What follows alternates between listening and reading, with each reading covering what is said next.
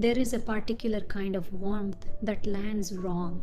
Someone tells you what a supportive partner you are, and you receive it, and you mean to receive it.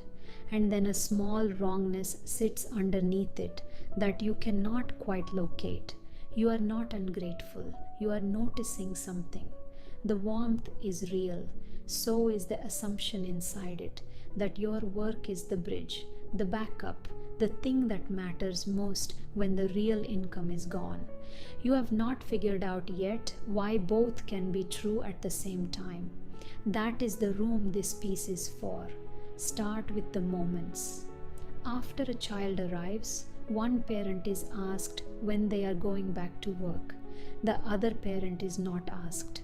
When one of them goes through a career transition, the question is whether to step back from work. When the other does, the question is which job is next. A father pushing a stroller while on his phone reads as an involved parent. A mother doing the same reads as a distracted one. The bar moves depending on who is holding it. A financial advisor explains that his life insurance is essential. Her income, sometimes larger, does not come up, not because it is smaller, because it does not register as something that needs protecting. None of these moments alone is the point. The point is that they are not random. They form a pattern, and the pattern is a system. Here is the mechanism underneath. These are not attitudes either partner developed together. They are scripts encoded in social expectation, written before this marriage began. Alice Eagly and Wendy Wood's social role theory documents this across decades of cross-cultural research. The gendered divisions of earning and caregiving are not biological defaults. They are socially transmitted role expectations that individuals internalize as identity. People do not just behave in gendered ways. They come to see those behaviors as expressions of who they are.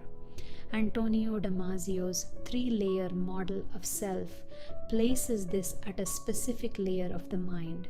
The autobiographical self, built from accumulated experience and learned role, is the layer most susceptible to absorbing inherited scripts as though they were chosen identity. What feels like who I am at that layer is often who I learned to be.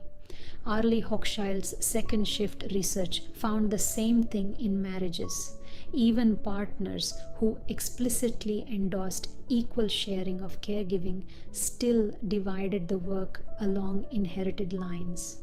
The script ran underneath the intention. This is what the substitute self looks like in a marriage. Each partner has internalized a role: provider, supporter, primary earner, backup income, and is running that role without having chosen it. And then one of them sees it, not the unfairness, the system. The fact that there is a script at all and that both of them have been running it. This is the moment the marriage stops being symmetrical in its operating. One person can now see the operating rules. The other may not yet. Most descriptions of this moment call it a problem of values. It is not a problem of values. It is a problem of which layer of the operating each partner can see. And the felt sense of the relationship shifts even when nothing has been said out loud. Stephen Porges' polyvagal theory describes why. The nervous system reads safety through co-regulation. Through the shared ground, two bodies stand on together. When one partner's ground shifts, because they can now see something the other cannot yet, the shared regulatory floor has changed. No one fought, no one accused anyone of anything. And still, something is different. This is the asymmetry of seeing. It is not a failure of the marriage. It is a structural condition the marriage now contains. So the question changes. It stops being whether the scripts were fair. It becomes whether a partnership can be rebuilt from ground both people chose, once the inherited ground has become visible to one of them. That is a different problem. It is not solved by being right about gender. It is not solved by convincing the other partner of a political position. It is approached only by creating the conditions in which both partners can see the system they have been running, so that what gets built next is chosen, not inherited. The one who has started seeing does not have to fix the asymmetry by Friday. They have to know it is there. That is most of the work, and it is also the part nobody else can do for them. The marriage that gets built from there is not the marriage that ran on inherited script. It is a different marriage on different ground, the same people, a different system.